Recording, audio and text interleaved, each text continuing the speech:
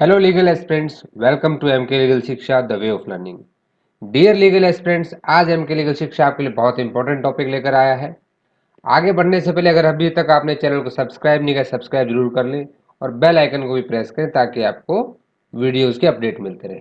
आज हम बात करने वाले हैं मध्य प्रदेश के बारे में। मध्य प्रदेश जुडिशल सर्विस में high court of Madhya Pradesh Jabalpur ने वैकेंसीज निकाली हैं सिविल जज क्लास 2 के लिए। तो आज हम बात करेंगे how to prepare for MP judicial service. Dear legal aspirants, ये एक बहुत ज़बरदस्त मौका मिला है सभी लीगल एस्पिरेंट्स को अपनी काबिलियत को आजमाने का, अपने कैरियर को जुडिशियल सर्विस में बनाने के लिए। तो आज हम बात करने वाले हैं इसी एग्ज़ाम के बारे में। तो एमके लीगल शिक्षा से जुड़े रहिए और इस एग्ज़ाम से रिलेटेड जितने भी अपडेट्स आएंगे और जो वीडियोस के रिलेटेड वीडियोज़ रहेंगे उनको आप एमके लीगल शिक्षा पर देख सकते हैं। देखिए, आज बात कर लेते हैं एक नोटिफिकेशन की जो कि मध्य प्रदेश उच्च न्यायालय जबलपुर के द्वारा निकाला गया है। ये सिविल जज क्लास 2 की जो 2019 की फेज 2 का एग्जाम था उसके लिए नोटिफिकेशन दिया गया है। यहाँ कुछ इंपॉर्टेंट डेट्स की हम बात कर लेते हैं। 5 सितंबर 2020 को ये नोटिफिकेशन दिया गया है। 22 सितंबर यानी कि 22 सितंबर 2020 में दोपहर से लेकर आपके ऑनलाइन एप्लीकेशन की जो प्रोसेस है वो स्टार्ट हो जाएगी, जो कब तक चलेगी? 5 नवंबर तक चलेगी। इस डेट का बहुत ध्यान रखना है, इससे पहले आपको अप्लाई कर देना है। अगर मान लीजिए अप्लाई करते हुए आपसे कोई गलती हो जाती है, कोई मिस्टेक हो जाती है, तो उसे आप क्या कर सकते हैं? उसके लिए भी यहाँ पे गवर्नमेंट ने प्रोविजन दिया है कि 10 नवंबर टू 12 नवंबर यानी कि 10 से लेकर 12 नवंबर तक आपसे अगर कोई मिस्टेक हो गई है तो आप अपनी मिस्टेक को दोबारा से सुधार सकते हैं। दोबारा से लॉगिन कीजिए और अपनी मिस्टेक को दूर कीजिए। ये दो फेज में एग्जाम होता है, एक प्री होता है जिसको हम प्रिलिमिनरी एग्जाम बोलते हैं और एक आपका फाइनल होता है जिसमें टोटल 4 पेपर्स होते हैं मेंस के। आज हम इन्हीं के बारे में बात करेंगे। इनकी डेट अभी नोटिफिकेशन में डिक्लेयर नहीं की गई है। तो आज हम बात करेंगे कि प्री एग्जाम में आपके क्या क्या सिलेबस रहेगा, क्या आपकी स्ट्रेटेजी होनी चाहिए प्रिपरेशन करने की, मेंस में कैसे क्या रहेगा, सो दैट कि आप इस एग्जाम के बारे में अपना पहले से प्री प्लान स्ट्रेटेजी बना सकें और अपना अच्छा प्रिपरेशन करके इसमें सक्सेस हासिल कर सकें। तो एमके लीगल शिक्षा में आप कंटिन्यू इसके साथ जुड़े रहिए सो दैट कि आपको इस एग्जाम से रिलेटेड सारे वीडियोज यहाँ पे मिलते रहें। चलिए, मध्य प्रदेश जुडिशियल एग्जाम के बारे में सबसे पहले हम बात करेंगे एलिजिबिलिटी क्राइटेरिया। तो सबसे पहले एलिजिबिलिटी क्राइटेरिया में क्या आता है? सबसे पहले आती है आपकी एज। एज यहाँ पे जो है वो मिनिमम 21 ईयर्स और मैक्सिमम 35 ईयर्स रखी गई है। लेकिन कब से रखी गई है? तो ये आपकी 1 जनवरी 2020 यानी कि 1 जनवरी 2020 को जो कैंडिडेट्स मिनिमम 21 ईयर्स की एज अटेन कर चुके हैं और 35 मैक्सिमम एज जिनकी 1 जनवरी 2020 को है, वो इस एग्जाम के लिए एलिजिबल होंगे। अभी रिलैक्सेशन की बात कर लेते हैं। देखिए, जो अदर स्टेट के कैंडिडेट्स हैं उनको मध्य प्रदेश के अंदर एज ए जनरल कैंडिडेट ही आपको एग्जाम देना होगा। आपको रिलैक्सेशन नहीं मिल सकता है रिस्पेक्टिव ऑफ योर कास्ट और रिलीजन। तो हम यहाँ बात करते हैं कि जो डोमिसाइल ऑफ एमपी है यानी कि जो मध्य प्रदेश का ही निवासी है और एससी एसटी और ओबीसी से बिलोंग करता है, उसको 3 साल की छूट मिलेगी अपर एज लिमिट में। जो मध्य प्रदेश गवर्नमेंट के एम्प्लॉयज हैं and it also include the women's, ठीक है, तो उन लोगों को जो यहाँ पे है वो 3 साल की छूट है उनके लिए। जो फिजिकली हैंडीकैप्ड है, जिनकी at the time of the advertisement जो डिसेबिलिटी है वो 40% है, 40% से नीचे वालों के लिए नहीं है ये, यानी कि डिसेबिलिटी जिनकी 40% है उनको भी 3 साल की छूट है। तो ये बहुत ही सुनहरा अवसर है आप सभी के लिए। देखिए, एग्जामिनेशन यहाँ पे 3 फेज में होता है। सबसे पहले आपका एक प्री एग्जाम होता है, प्रिलिमिनरी एग्जाम, जिसमें कि ऑब्जेक्टिव क्वेश्चंस रहते हैं आपके।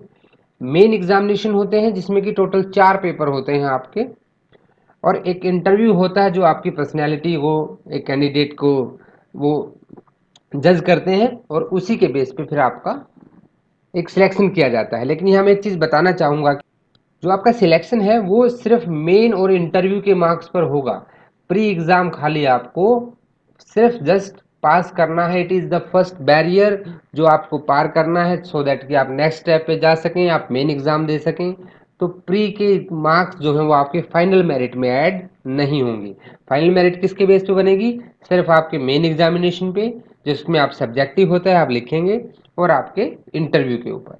आपका जो इंटरव्यू होता है वो 50 मार्क्स का होता है, और मेन एग्जामिनेशन में 100 मार्क्स के 4 पेपर होते हैं, यानी कि 400 मार्क्स। तो आपका जो मेरिट बनेगा वो आउट ऑफ 450 मार्क्स बनेगा। प्री एग्जामिनेशन 150 मार्क्स का होता है। हम इन सभी एग्जामिनेशन के बारे में अभी डिटेल में बात करेंगे। देखिए, जो प्रिलिमिनरी एग्जाम है ये आपका मल्टीपल चॉइस क्वेश्चंस होते हैं, यानी कि आपको एक क्वेश्चन आएगा, उसके 4 ऑप्शन दिए रहेंगे, आपको एक करेक्ट ऑप्शन को टिक करना है उसमें से, और उसका जो ड्यूरेशन रहेगा वो आपका 2 आवर्स का रहेगा। 2 घंटे का आपको समय दिया जाएगा, और जो टोटल नंबर ऑफ क्वेश्चंस रहेंगे वो 150 रहेंगे। एक क्वेश्चन आपके लिए 1 मार्क्स लेके आएगा। और दोस्तों, सबसे इंपॉर्टेंट चीज यहाँ पे क्या है आपके लिए, कि यहाँ पे कोई नेगेटिव मार्किंग नहीं है। ये बहुत ही इंपॉर्टेंट चीज है आपके लिए कि ये एग्जाम क्रैक करना आपके लिए बहुत इजी हो जाता है। यहाँ पे कोई नेगेटिव मार्किंग नहीं है। इट मीन्स आपके जो स्कोप ऑफ सक्सेस है वो यहाँ बढ़ जाता है। अगर बाय मिस्टेक आप कोई गलत आंसर टिक कर देते हैं तो उसमें आपके नंबर नहीं काटे जाएंगे। ये अपॉर्चुनिटी बहुत कम स्टेट में मिलती है आपको, तो मध्य प्रदेश आपको बहुत गोल्डन अपॉर्चुनिटी दे रहा है, तो डोंट मिस इट। और यहाँ पे मैं पहले ही बता चुका हूँ आपको कि जो मार्क्स आपके प्री एग्जाम में आएंगे वो फाइनल रिजल्ट में आपके काउंट नहीं किए जाएंगे। फाइनल रिजल्ट सिर्फ आपका मेन एग्जाम्स, जिसमें आप 4 पेपर देंगे, और आपके इंटरव्यू के ऊपर ही बनाया जाएगा। दोस्तों, अभी तक हमने जाना कि प्री एग्जाम होगा कैसे, कितने क्वेश्चंस आएंगे, कैसे मार्किंग रहेगी, नेगेटिव रहेगी नहीं रहेगी। अभी हम जानते हैं उसके सिलेबस के बारे में। देखिए, किसी भी स्टेट में जब एग्जाम होता है तो वहाँ पे 3 चीज़ें होती हैं। एक होता है आपके जो लॉ पूरे इंडिया में एप्लीकेबल है, सेंट्रल लॉ जिनको आप बोलते हैं, उनके बेस्ड क्वेश्चंस आते हैं। दूसरा, स्टेट अपने लोकल लॉज बनाता है, आपके लैंड लॉज होते हैं, रेंट एविक्शन एक्ट होता है, जो कोई भी एक स्टेट, जैसे एमपी का भी अपने एक्ट हैं, तो उनमें से क्वेश्चंस आएंगे। फिर कुछ एक जनरल पार्ट रहता है जहाँ से इंग्लिश, जीके और कंप्यूटर से रिलेटेड क्वेश्चंस आते हैं। तो इन्हीं 3 फेज को किस तरह से मार्क्स में डिवाइड किया गया है हम वही समझेंगे, ताकि आप ये समझ पाएँ कि किस सब्जेक्ट का कितना वेटेज रहेगा इस एग्जाम में। देखिए, जो लॉ सब्जेक्ट्स हैं उसमें आप इसको नोट कर लें, और अपना जहाँ भी आप स्टडी करते हैं उसके सामने आप इसको दीवार पर लगा लें, सो दैट कि आपको पता रहे कि आपको किस एग्ज़ाम पे कितना फोकस करना है। देखिए, अभी आपके पास जो टाइम है उसमें आपको स्मार्ट स्टडी करनी है। सब कुछ नहीं पढ़ना है। सब कुछ पढ़ेंगे तो आप सब कुछ नहीं कर पाएंगे। आपको इफेक्टिवली पढ़ना है। आपको देखना है कि कहाँ से मैं ज़्यादा मार्क्स स्कोर कर सकता हूँ, और कौन सा मेरे एग्ज़ाम में ज़्यादा हेल्पफुल होगा। तो देखिए, इस टेबल को जरूर नोट कर लें। जो कॉन्स्टिट्यूशन ऑफ इंडिया है ये आपका 10 मार्क्स के लिए आएगा। आपका जो सीपीसी है, Indian evidence act, Indian penal code and code of criminal process यानी कि सीआरपीसी, ये चारों ही पेपर आपके 15-15 मार्क्स से आते हैं। ये चारों ही सब्जेक्ट आपको 15 मार्क्स इन ईच सब्जेक्ट दिलवाएंगे। ये बहुत ही इंपॉर्टेंट है। ये काफ़ी अच्छा स्कोरिंग ले सकते हैं आप यहीं से। उसके बाद आपका इंडियन कॉन्ट्रैक्ट एक्ट है, ट्रांसफर ऑफ प्रॉपर्टी एक्ट है, और स्पेसिफिक रिलीफ एक्ट है। देखिए, ये तीनों एक्ट एक ही साथ जुड़े हुए हैं। तो जो कॉन्ट्रैक्ट एक्ट है वो आपको टोटल 8 मार्क्स, आपका transfer of property act 7 marks, और आपका स्पेसिफिक रिलीफ एक्ट ये 6 मार्क्स दिलाएगा। लिमिटेशन एक्ट भी यहाँ पे आपको बहुत छोटा सा एक्ट है, जस्ट 32 सेक्शंस हैं। इसके वीडियोस आपको एमके लीगल शिक्षा पे देख सकते हैं, उसका लिंक डिस्क्रिप्शन में भी दिया गया है। तो उसमें भी आपके 4 मार्क्स हैं, वो भी आपको काफ़ी काम आएंगे। नेगोशिएबल इंस्ट्रूमेंट एक्ट में टोटल 5 मार्क्स आएंगे। और दोस्तों, सीपीसी का तो पूरा एक प्लेलिस्ट हमने बना रखा है एमके लीगल शिक्षा पे, जिस पे आप सीपीसी को बहुत ही नॉर्मल लैंग्वेज में समझ सकते हैं। तो अगर हम टोटल मार्क्स को ऐड करें तो यहाँ पे 100 मार्क्स हो जाते हैं, लेकिन हमारा प्री एग्जाम वो कितना था, 150 मार्क्स का था। तो ये हो गया एक सेगमेंट। दूसरे सेगमेंट की अगर मैं बात करूँ तो दूसरे सेगमेंट में क्या आएगा, लोकल लॉज की हम बात करेंगे। MP accommodation and control act, ये इसका 5 marks, and MP land revenue code. देखिए, जब आप मध्य प्रदेश में जुडिशियल अफसर बनने जा रहे हैं तो ऑब्वियसली आपको वहाँ के लोकल लॉज के बारे में भी पता होना चाहिए। It's very simple. तो आपको उनके लिए भी सिर्फ इसने 2 ही लोकल लॉ यहाँ पे डाले हैं, एक आपका MP accommodation and control act, और दूसरा आपका लैंड रेवेन्यू कोड। तो ये दोनों ही आपको 5-5 मार्क्स दिलाएंगे। अब जनरल सब्जेक्ट्स की बात भी कर लेते हैं यहाँ पे। देखिए, जो भी आपके करंट अफेयर्स रहते हैं, स्पेशली जनरल नॉलेज में क्या आएगा कि जो एमपी से रिलेटेड आपकी थोड़ी बहुत हिस्ट्री है, एमपी का जियोग्राफिकल कंडीशंस है, और एमपी करंट में क्या न्यूज़ चल रही है, यहाँ के हाई कोर्ट्स ने भी क्या डिसीजंस दिए हैं किन इंपॉर्टेंट टॉपिक्स पे, और सुप्रीम कोर्ट या लीगल अभी फर्टिनिटी में क्या चल रहा है, इसके आपके 20 मार्क्स आते हैं। कंप्यूटर नॉलेज, देखिए जब आजकल डिजिटलाइजेशन का टाइम है तो हर एक एग्जाम में आजकल कंप्यूटर नॉलेज डाला जा रहा है। ये बहुत टफ क्वेश्चंस नहीं रहते हैं। कंप्यूटर नॉलेज में आपको बेसिक ऑफ कंप्यूटर्स ही रहता है, maximum MS office, general basic, terminology of the computer, उस पर भी हम एक वीडियो बनाएंगे। और इंग्लिश नॉलेज, देखिए जब आप वहाँ पे जा रहे हैं तो इंग्लिश की नॉलेज होना आपको बहुत ज़रूरी है। यानी कि जो लोकल लॉज हैं वो आपको 10 मार्क्स दिलाएंगे और जो जनरल सब्जेक्ट्स रहेंगे वो 40 मार्क्स दिलाएंगे। तो हमारा प्री एग्जाम बन जाता है हमारे पास 100 आपका सेंटर के जो लॉज होते हैं टोटल इंडिया के, उनके 10 मार्क्स आपके लोकल लॉज के और 40 आपको जनरल सब्जेक्ट्स यानी कि 150। तो यहाँ तक हमने देखा कि प्री एग्जाम की बात करें, देखिए प्री एक बैरियर है जिसको क्लियर करके ही आप मेन में जा सकते हैं। आपको ज़्यादा फोकस जो है, अभी भी मैं ये बोलूँगा आपको कि प्री के लिए आपके पास टाइम है, लेकिन मेंस के लिए जो टाइम है उसके लिए आपके पास एक एक मिनट आपका कीमती है। फ्रेंड्स, मेंस का सिर्फ एक ही सूत्र होता है कि आपको राइटिंग प्रैक्टिस करना है। आपको मेंस के जितने क्वेश्चन आप लिखेंगे उतना ही आपका प्रैक्टिस अच्छा रहेगा।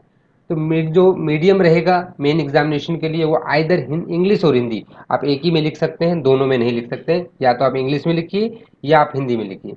जो ड्यूरेशन रहेगा वो 3 आवर्स रहेगा ईच पेपर। हर एक पेपर में आपको 3 घंटे मिलेंगे और टोटल पेपर्स कितने होंगे आपके पास? 4 पेपर होंगे। फ्रेंड्स, यहाँ मैं एक चीज़ और ऐड करना चाहता हूँ कि जो 4 पेपर होंगे ये शिफ्ट में होंगे। मान लीजिए कि आपका कल एग्ज़ाम है तो मॉर्निंग में आपका फर्स्ट पेपर होगा, आफ्टरनून शिफ्ट में सेकंड पेपर होगा, उसके नेक्स्ट डे मॉर्निंग में थर्ड होगा और आफ्टरनून में फोर्थ पेपर होगा। यानी कि चारों पेपर 2 ही दिन में ले लिए जाएंगे अलग अलग शिफ्ट में। तो आपके ऊपर एक बड़ा बर्डन रहेगा, आपको बिल्कुल प्रेशर रहेगा। तो आपको उससे पहले अगर आपका प्रिपरेशन अच्छा है तो आप ये एग्ज़ाम बहुत अच्छे से क्लियर कर सकते हैं।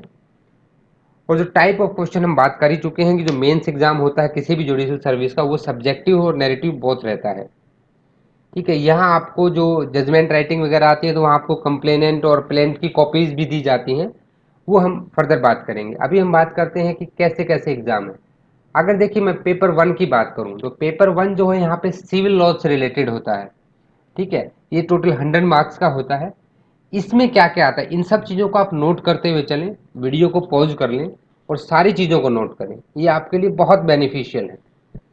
देखिए, सीपीसी की हम बात कर चुके हैं, एमके लीगल शिक्षा पे इसका प्लेलिस्ट है, अवेलेबल है, उसका लिंक डिस्क्रिप्शन में भी दिया गया है। Constitution of India, Indian contract act, transfer of property act और लिमिटेशन एक्ट। जो लिमिटेशन एक्ट है इसमें पार्ट 2 एंड पार्ट 3 ही पूछा जाएगा आपसे। ये बहुत छोटा एक्ट है। स्पेसिफिक रिलीफ एक्ट, इसमें चैप्टर 1 और 2 एंड 6 टू 8 खाली इतना ही पूछा जाएगा। देखिए इसमें सबसे इंपॉर्टेंट अगर हम बात करें तो सबसे इंपॉर्टेंट क्या क्या है यहाँ पे? सबसे इंपॉर्टेंट अगर हम बात करते हैं तो आपका सीपीसी सबसे इंपॉर्टेंट है, सीपीसी और constitution of India and Indian contract act. जब आप ये कर लेते हैं तो बाकी चीज़ें धीरे धीरे आपकी कवर हो ही जाती हैं और आपके पास एक अच्छा बैकग्राउंड हो जाता है कि आप 100 मार्क्स में से अच्छे इन 3 को तो आप अच्छे से कर ही लें। उसके बाद transfer of property act, limitation act और स्पेसिफिक रिलीफ एक्ट, इन पर अगर आप उतना ध्यान नहीं देंगे तो भी, लेकिन देखिए ऐसा नहीं कि आप बिल्कुल ध्यान नहीं देंगे, पढ़ना आपको इनको भी है। ठीक है, लेकिन जो स्कोरिंग होते हैं वो ऊपर वाले ज़्यादा हो जाते हैं और इनसे भी आप अच्छे मार्क्स ले सकते हैं। अभी हम बात कर लेते हैं पेपर 2 की। देखिए जो पेपर 2 है ये भी 100 मार्क्स का होता है।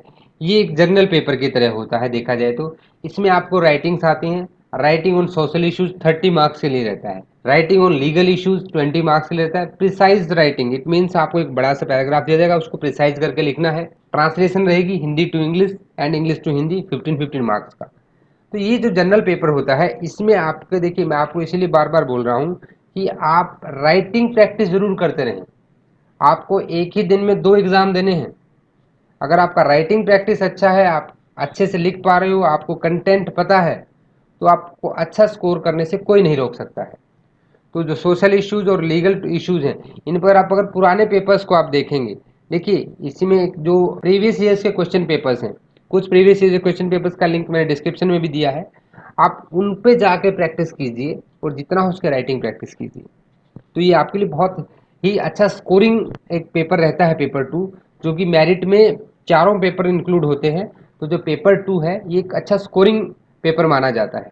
तो इस पे आपकी राइटिंग स्किल्स आपको अच्छे मार्क्स दिला सकती हैं। अभी हम बात कर लेते हैं पेपर 3 की। देखिए पेपर 3 में क्या है कि लोकल लॉज, क्रिमिनल कोड और क्रिमिनल प्रोसीजर, यानी कि यहाँ पे जो आपके जो लोकल लॉ थे 2, MP accommodation control act and MP land revenue code, ये दोनों ही एक्ट और आपका सीआरपीसी, क्रिमिनल की बात करते सबसे पहले माइंड में क्या आता है आपका, आईपीसी एंड सीआरपीसी, उसके साथ में एविडेंस को तो आना ही है, और negotiable instrument act. Negotiable instrument act में देखिए यहाँ पे क्लियरली दिया गया है नोटिफिकेशन में कि सेक्शन 138 से सेक्शन 147 तक ही आपसे क्वेश्चन पूछे जाएंगे। ये जो पेपर 3 है इसमें सबसे इंपॉर्टेंट आपके लिए रहेगा आईपीसी, सीआरपीसी एंड एविडेंस। बाकी तीनों ही एक्ट बहुत छोटे हैं, ठीक है, इनको इतना ज़्यादा टाइम नहीं लगेगा आपको कवर करने में, लेकिन इन तीनों पे आपको बहुत फोकस करना पड़ेगा। प्रॉब्लमैटिक क्वेश्चंस भी कीजिए, और स्पेशली मेंस के जो इसके पुराने क्वेश्चन पेपर्स हैं उनको लिख के देखिए। देखिए आपको मेंस की तैयारी के, आप कभी भी स्टूडेंट्स क्या गलती करते हैं कि वो प्री की तैयारी करते रहते हैं, प्री तो क्लियर हो जाता है पर मेंस में उनके पास कंटेंट नहीं होता फिर लिखने के लिए। तो सबसे पहले कि आपको मेंस की ही तैयारी करनी है। प्री की तो अगर आप देखेंगे तो साथ साथ होती ही रहेगी। How to write the answer, इसके बाद हम एक वीडियो लेके आ रहे हैं कि राइटिंग ऑफ आंसर, कि आप एक अच्छा आंसर कैसे लिखेंगे। तो पेपर 3 के लिए सबसे इंपॉर्टेंट क्या है आपके पास, सीआरपीसी, आईपीसी और एविडेंस, इन तीनों पे आपको विशेष ध्यान देना होगा। अभी हम बात करते हैं हमारे लास्ट पेपर की, पेपर 4। देखिए जब आप जुडिशियल अफसर बनने जा रहे हैं तो ये आपकी लाइफ की सबसे बड़ी अपॉर्चुनिटी है, और वो 100 मार्क्स आपको जो अभी दिलाने वाला है वो आपका वो काम दिलाएगा जो आप जुडिशियल अफसर बन के करेंगे। आप क्या करेंगे, आप जजमेंट लिखेंगे, आप जज बनने जा रहे हैं, ठीक है।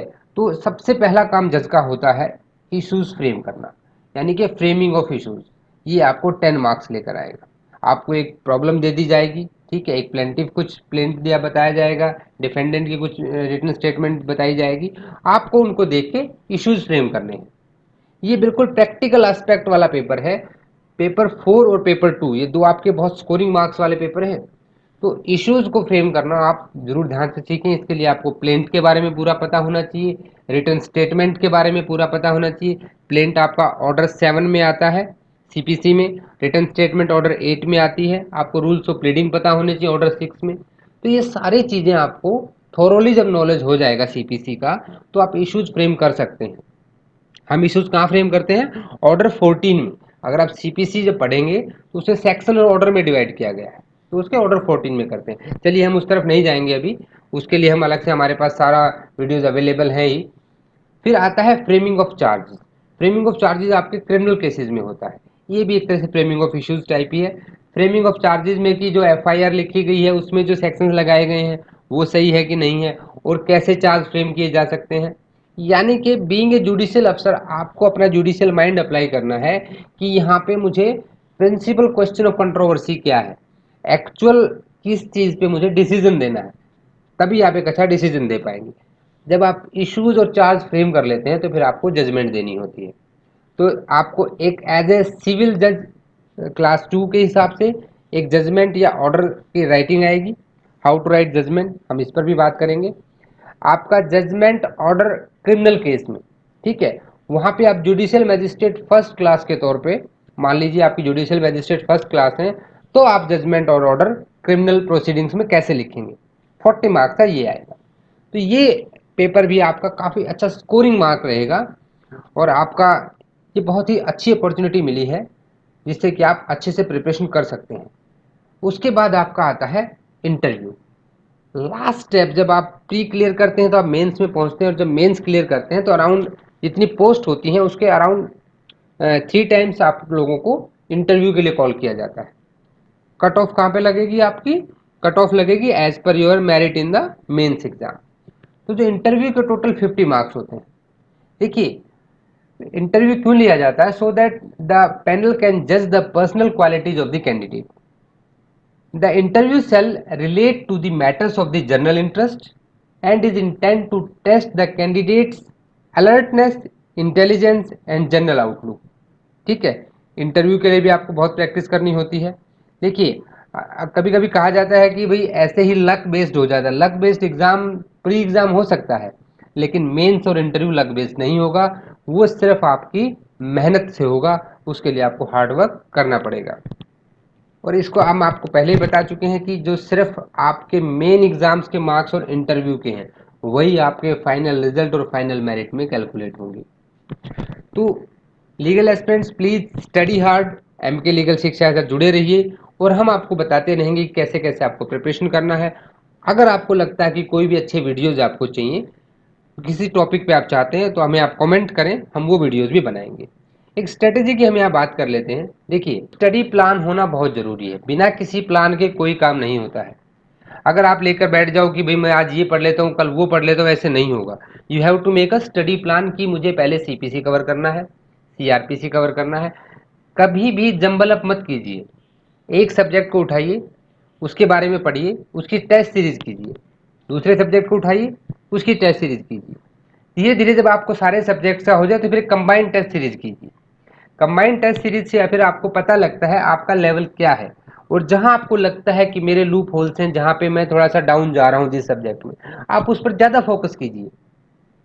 You have to analyse yourself by your own. देखिए, कहते हैं कि self motivation is the best motivation. यहाँ पे बस आपको एक ही चीज ठान लेनी है कि मैं कर सकता हूँ। आप अपने आप को, मैं आपको एक छोटी सी बात यहाँ कहना चाहता हूँ कि आज ही आप अपने आप को जस्टिस मानने लग जाइए। यू आर अ जज नाउ। ये नोटिफिकेशन आती है, आप जज बन गए हैं। आप अपने मन को, इस बात को आज से ही ठान लीजिए कि हाँ, मैं जज बन चुका हूँ और मैं इसको अचीव करके रहूंगा। सबसे सेकंड चीज आप क्या कीजिए यहाँ पे कि आप पुराने जो आपके क्वेश्चन पेपर हैं उनमें से क्वेश्चन नोट कीजिए।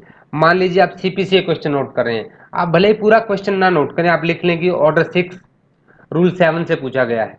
ठीक है, ऑर्डर 6 रूल 17 18 से पूछा गया, अमेंडमेंट ऑफ प्लीडिंग। ठीक है, तो ऐसे ना पुराने क्वेश्चन पेपर से जरूर नोट कर लें। और ये बताते हैं कि किसी भी सब्जेक्ट में जो इंपॉर्टेंट एरियाज हैं वो क्या क्या है। फिर क्या है, अच्छे नोट्स बनाएं, अपने खुद के नोट्स बनाएं। नोट्स बनाने से आपको दो बेनिफिट होते हैं। एक तो आपके मेंस की प्रिपरेशन हो ही जाती है। दूसरा क्या है कि जब हम अपने हाथ से नोट्स बनाते हैं तो चीज़ें हमारी मेमोरी में लंबे टाइम तक सस्टेन करती हैं। तो इफेक्टिव नोट्स का सक्सेस में बहुत बड़ा हाथ रहता है। और देखिए, प्रैक्टिस टेस्ट सीरीज, जब आपको थ्योरेटिकल पार्ट एक बार पढ़ चुके होते हैं तो उसके बाद टेस्ट सीरीज की प्रैक्टिस कीजिए। टेस्ट सीरीज की प्रैक्टिस जब आपके पास समय कम होता है, स्पेशली प्री एग्जाम के लिए अगर मैं बात करूं, तो आप जितना ज़्यादा प्रैक्टिस करेंगे टेस्ट सीरीज की, उतना ज़्यादा आपको बेनिफिट मिलेगा। Friends, thanks for watching this video. Please इसे लाइक कर दें, शेयर कर दें, और अपने सब्सक्राइब तो करना बिल्कुल ना भूलें। और फ्रेंड्स, अगर आपको लगता है कि इस एग्ज़ाम से रिलेटेड आपको कोई भी वीडियो चाहिए तो प्लीज़ आप मुझे कमेंट बॉक्स में बताएं। हम डेफिनेटली जल्दी जल्दी उस वीडियो को बनाएंगे। Best of luck for your exam. जुड़े रहिए एमके लीगल शिक्षा के साथ। मिलते हैं नेक्स्ट वीडियो में।